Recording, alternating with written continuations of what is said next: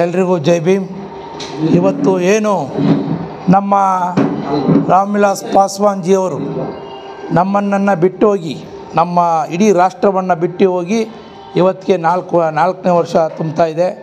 ಈ ಸಂದರ್ಭದಲ್ಲಿ ಲೋಕ್ ಜನಶಕ್ತಿ ಪಾರ್ಟಿ ಕೇಂದ್ರ ಕಚೇರಿಯಲ್ಲಿ ಅವರ ಒಂದು ಪುಣ್ಯ ಸ್ಮರಣೆ ಮಾಡೋ ಮುಖಾಂತರ ನಮ್ಮ ಲೋಕ್ ಜನಶಕ್ತಿ ಪಾರ್ಟಿಯ ಎಲ್ಲ ಕಾರ್ಯಕರ್ತರುಗಳು ಇವತ್ತು ನಮ್ಮ ದಲಿತ ಸೇನೆ ಹಾಗೂ ಲೋಕ್ ಜನಶಕ್ತಿ ಪಾರ್ಟಿಯ ಎಲ್ಲ ಕಾರ್ಯಕರ್ತರಿಗೂ ಕೂಡ ಇವತ್ತು ಸೇರಿ ಅವ್ರಿಗೆ ಒಂದು ಆತ್ಮಕ್ಕೆ ಶಾಂತಿ ಕೋರುವಂಥದ್ದು ಒಂದು ಸ್ಮರಣೆ ಮಾಡ್ತಕ್ಕಂಥ ಒಂದು ಕಾರ್ಯಕ್ರಮ ಹಮ್ಮಿಕೊಂಡಿದ್ದೀವಿ. ಇದು ಅಂದರೆ ಒಂದು ಸಣ್ಣ ಪ್ರಮಾಣದ ಒಂದು ಕಾರ್ಯಕ್ರಮನೇ. ಆ್ಯಕ್ಚುಲಿ ನಾವು ಯಾವುದೋ ಒಂದು ಆಶ್ರಮದಲ್ಲಿ ಮಾಡಬೇಕು ಅಂತಕ್ಕಂಥನೂ ರಾತ್ರಿ ಚಿಂತೆ ಮಾಡಿದ್ದೆ, ಆದರೆ ಅನಿವಾರ್ಯ ಕಾರಣಗಳಿಂದ ಆಗಲಿಲ್ಲ. ಹಾಗಾಗಿ ನಮ್ಮ ಕೇಂದ್ರ ಕಚೇರಿಯಲ್ಲೇ ನಾವು ಮಾಡಬೇಕು ಅಂತಕ್ಕಂಥದ್ದನ್ನು ಒಂದು ಅಂತಿಮ ದರ್ಶನ ಇವತ್ತೇನು ಅವರು ನಮ್ಮನ್ನು ಬಿಟ್ಟು ಅಗಲಿ ಅಂತ ಒಬ್ಬ ದೊಡ್ಡ ಹೋರಾಟಗಾರರು ಮತ್ತು ಈ ರಾಷ್ಟ್ರ ಕಂಡಂಥ ಅಪ್ರತಿಮ ನಾಯಕ ಮತ್ತು ದಲಿತ ಸೇನೆ ಮತ್ತು ಲೋಕ್ ಜನಶಕ್ತಿ ಪಾರ್ಟಿಯ ಸಂಸ್ಥಾಪಕರು ಮತ್ತು ಕೇಂದ್ರದಲ್ಲಿ ಅವ್ರದ್ದೇ ಆದಂಥ ಒಂದು ಸ್ಥಾನಮಾನವನ್ನು ಉಳಿಸ್ಕೊಂಡು ಈ ದೇಶದಲ್ಲಿ ನಾವು ಯಾರು ಅಂತಕ್ಕಂಥದ್ದನ್ನು ಒಂದು ಕಡೆಯ ವರ್ಗದಲ್ಲಿ ಹುಟ್ಟಿ ಇವತ್ತು ಇಡೀ ರಾಷ್ಟ್ರದಲ್ಲಿ ಅಲ್ಲ, ಇಡೀ ಪ್ರಪಂಚದಲ್ಲೇ ಇವತ್ತು ರಾಮ್ ವಿಲಾಸ್ ಪಾಸ್ವಾನ್ ಜಿ ಅಂತಕ್ಕಂಥ ಒಂದು ದೊಡ್ಡ ಹೆಸರು, ಅದ್ಭುತವಾಗಿರ್ತಕ್ಕಂಥ ಒಂದು ಕೊಡುಗೆಯನ್ನು ನಮ್ಮ ರಾಷ್ಟ್ರಕ್ಕೆ ಬಾಬಾ ಸಾಹೇಬ್ ಅಂಬೇಡ್ಕರ್ ಅವರು ನಂತರದ ದಿನಗಳಲ್ಲಿ ರಾಮ್ ವಿಲಾಸ್ ಪಾಸ್ವಾನ್ ಜಿ ಅವರು ಕೂಡ ಅದೇ ನಿಟ್ಟಿನಲ್ಲಿ ಬಾಬಾ ಸಾಹೇಬ್ ಅಂಬೇಡ್ಕರ್ ಅವರ ತತ್ವ ಸಿದ್ಧಾಂತಕ್ಕೆ ಬದ್ಧರಾಗಿ ಅವರು ಇವತ್ತಿಗೂ ಕೂಡ ನಮ್ಮ ಹೋರಾಟವನ್ನು ತಮ್ಮದೇ ಆದಂಥ ಒಂದು ಹೋರಾಟವನ್ನು ಮಾಡ್ಕೊಳ್ತಾ ಬಂತ. ಇತ್ತೀಚಿನ ದಿನಗಳಲ್ಲಿ ಅವರ ಅಗಲದಿಂದ ಆದ ನಂತರ ಚಿರಾಗ್ ಪಾಸ್ವಾನ್ ಜಿ ಅವರು, ಅವರ ಸುಪುತ್ರ, ಅವರು ಕೂಡ ಕೇಂದ್ರ ಮಂತ್ರಿಗಳಾಗಿದ್ದಾರೆ. ಅವರ ಹೇಳಿಕೆ ಮೇರೆಗೆ ಇಡೀ ರಾಷ್ಟ್ರದಲ್ಲಿ ಎಲ್ಲ ರಾಜ್ಯದಲ್ಲೂ ಕೂಡ ಇವತ್ತು ಅವರೊಂದು ನೆನಪು ಮಾಡ್ಕೊಳ್ತಕ್ಕಂಥ ಒಂದು ಕಾರ್ಯಕ್ರಮವನ್ನು ಇಡೀ ಎಲ್ಲ ರಾಜ್ಯದ ದಲಿತ ಸೇನೆ ಮತ್ತು ಲೋಕ್ ಜನಶಕ್ತಿ ಪಾರ್ಟಿ ಎಲ್ಲ ಕಾರ್ಯಕರ್ತರಿಗೂ ಕೂಡ ಎಲ್ಲ ಜಿಲ್ಲೆಯಲ್ಲೂ ಕೂಡ, ನಮ್ಮ ಕರ್ನಾಟಕ ರಾಜ್ಯದ ಎಲ್ಲ ಜಿಲ್ಲೆಯಲ್ಲೂ ಕೂಡ ಮಾಡೋಂಥ ಕೆಲಸ ನಡೀತಾ ಇದೆ.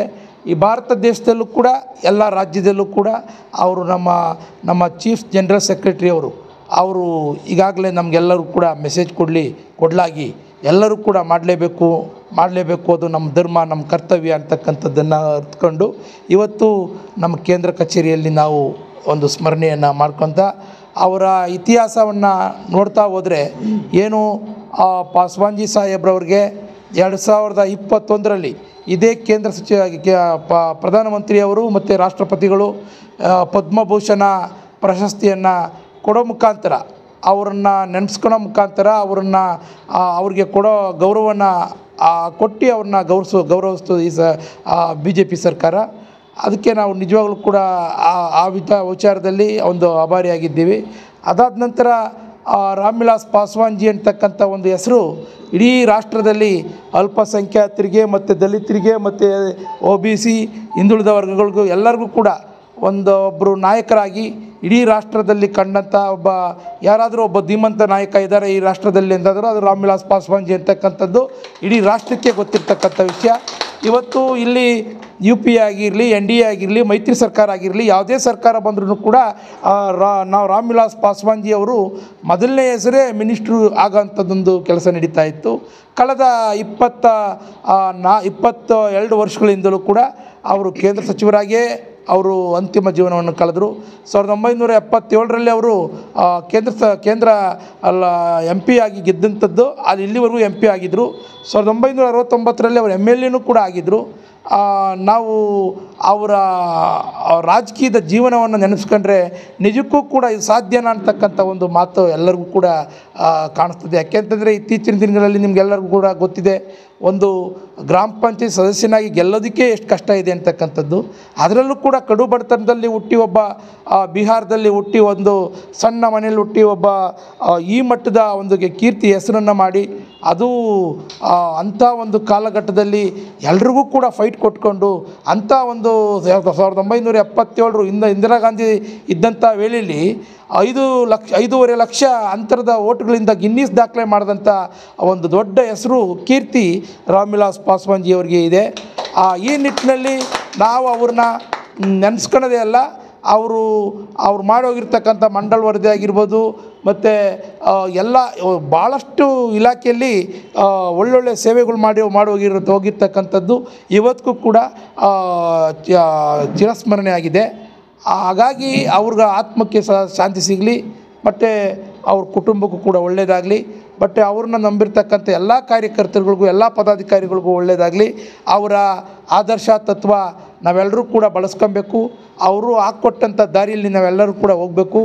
ಅವರ ಯಶಸ್ಸಿನ ನಡೆಗೆ ನಾವೆಲ್ಲರೂ ಕೂಡ ರಾಮ್ ವಿಲಾಸ್ ಪಾಸ್ವಾನ್ಜಿಯವರು, ನಾವು ಕೂಡ ರಾಮ್ ವಿಲಾಸ್ ಪಾಸ್ವಾನ್ಜಿ ಆಗಬೇಕು. ಪ್ರತಿಯೊಂದು ಮನೆಯಲ್ಲೂ ಕೂಡ ರಾಮ್ ವಿಲಾಸ್ ಪಾಸ್ವಾನ್ಜಿ ಥರ ಲೀಡರ್ಗಳು ಹುಟ್ಟಬೇಕು. ಬಾಬಾ ಸಾಹೇಬ್ ಅಂಬೇಡ್ಕರ್ ಅನುಯಾಯಿಗಳು ಮತ್ತು ಬುದ್ಧ ಬಸವ ಅಂಬೇಡ್ಕರ್ ಅವರ ಅನುಯಾಯಿಗಳು ರಾಮ್ ವಿಲಾಸ್ ಪಾಸ್ವಾನ್ಜಿ ಅಂತಕ್ಕಂಥದ್ದು ಎಲ್ಲ ಇಡೀ ರಾಷ್ಟ್ರಕ್ಕೆ ಗೊತ್ತಿರ್ತಕ್ಕಂಥ ವಿಷಯ. ಹಾಗಾಗಿ ಎಲ್ಲರೂ ಕೂಡ ರಾಮ್ ವಿಲಾಸ್ ಪಾಸ್ವಾನ್ಜಿಯವರ ಆದರ್ಶ ತತ್ವಗಳು ಇಟ್ಕೊಬೇಕು. ಈ ರಾಷ್ಟ್ರದಲ್ಲಿ ಅವರು ನಡೆದಂಥ ನುಡಿಯಲ್ಲಿ ಆ ದಾರಿನ ಫಾಲೋ ಮಾಡ್ಕೊಂಡೋದ್ರೆ ಖಂಡಿತ ನಿಜವಾಗ್ಲೂ ಕೂಡ ನಮ್ಮ ಯಶಸ್ಸು ಏನು ಭಾಳ ದೂರದಲ್ಲಿಲ್ಲ, ಭಾಳ ಹತ್ತಿರದಲ್ಲೇ ಇರ್ತದೆ. ಬಟ್ ಒಂದು ಕೆಚ್ಚದೆ ಮತ್ತು ಆ ಹೋರಾಟದ ನುಡಿಗಳು, ಆಶಯಗಳು ಅವೆಲ್ಲವೂ ಕೂಡ ಮೈಗೂಡಿಸ್ಕೊಂಡು ನಾವೆಲ್ಲರೂ ಕೂಡ ಮುಂದೆ ಹೆಜ್ಜೆ ಇಡೋಣ. ಅವರು ಎಲ್ಲೇ ಇದ್ದರೂ ಕೂಡ ನಮ್ಮೆಲ್ಲರಿಗೂ ಕೂಡ ಅವ್ರ ಆಶೀರ್ವಾದ ಮಾಡೇ ಮಾಡ್ತಾರೆ. ಯಾಕೆಂದರೆ ಅವರಲ್ಲಿ ಒಂದು ದೊಡ್ಡ ಗುಣ ಏನಂತಂದರೆ ಎಲ್ಲರಿಗೂ ಕೂಡ ಆಶೀರ್ವಾದ ಮಾಡೋ ಗುಣಗಳು. ಯಾಕೆಂದರೆ 25 ವರ್ಷಗಳ ಒಡನಾಟ ಅವ್ರದ್ದು ನಮ್ಮದು. 25 ವರ್ಷಗಳಿಂದಲೂ ಕೂಡ ಅವ್ರಿಗೆ ನಮ್ಗೆ ಬೈದು ತಿದ್ದಿ ತೀಡಿ ನಮ್ಮನ್ನೆಲ್ಲ ಒಬ್ಬ ಲೀಡ್ರುಗಳನ್ನಾಗಿ ಮಾಡಿರತಕ್ಕಂಥದ್ದು ಭಾಳ ದೊಡ್ಡ ವಿಚಾರ. ಈ ಸಂದರ್ಭದಲ್ಲಿ ನಾವು ಜಾಸ್ತಿ ಅವರ ಆಶೀರ್ವಾದ, ಅವ್ರ ತತ್ವ ಸಿದ್ಧಾಂತ ಅಷ್ಟೇ ನಮಗೆ ಆದರ್ಶ ಅಂತಕ್ಕಂಥದ್ದನ್ನು ಮಾತನ್ನು ಹೇಳಿ, ನಾನು ಇವತ್ತು ಪಾಸ್ವಾನ್ಜಿಯವರ ಪಾದಕ್ಕೆ ನಾವು ನಿಜವಾಗ್ಲೂ ಕೂಡ ಅವ್ರನ್ನ ನೆನೆಸ್ಕೊಳ್ಳೋದಲ್ಲ, ಪ್ರತಿನಿತ್ಯ ಪ್ರತಿದಿನವೂ ಕೂಡ ಅವರ ನೆನಪುಗಳೇ ನಮಗೆ ಇರ್ತವೆ, ಅವ್ರ ಆದರ್ಶಗಳೇ ನಮಗಿರ್ತವೆ, ಅವ್ರ ತತ್ವ ಸಿದ್ಧಾಂತಗಳೇ ನಮಗಿರ್ತವೆ. ಅವೆಲ್ಲ ಅವ್ರ ಜೀವನ ಚರಿತ್ರೆ ಫುಲ್ಲು ಕೂಡ ನಮಗೆ ಆದರ್ಶವಾಗಿರ್ತದೆ ಅಂತಕ್ಕಂಥ ಮಾತನ್ನು ನಾನು ಖಂಡಿತವಾಗಿಯೂ ಅವ್ರ ಆದರ್ಶ ತತ್ವ ಸಿದ್ಧಾಂತ ಯಾವುದೂ ಕೂಡ ಚಾಚೂ ತಪ್ಪದೆ ಬಿಡದೆ ಅವರ ಆದರ್ಶ ತತ್ವದಲ್ಲೇ ಈ ರಾಜ್ಯದಲ್ಲಿ ಪಾರ್ಟಿ ಮತ್ತು ಸಂಘಟನೆ ಎರಡೂ ಕೂಡ ಮಾಡ್ಕೊಂಬರುವಲ್ಲಿ ನಾವು ಯಶಸ್ವಿಯಾಗಿದ್ದೀವಿ.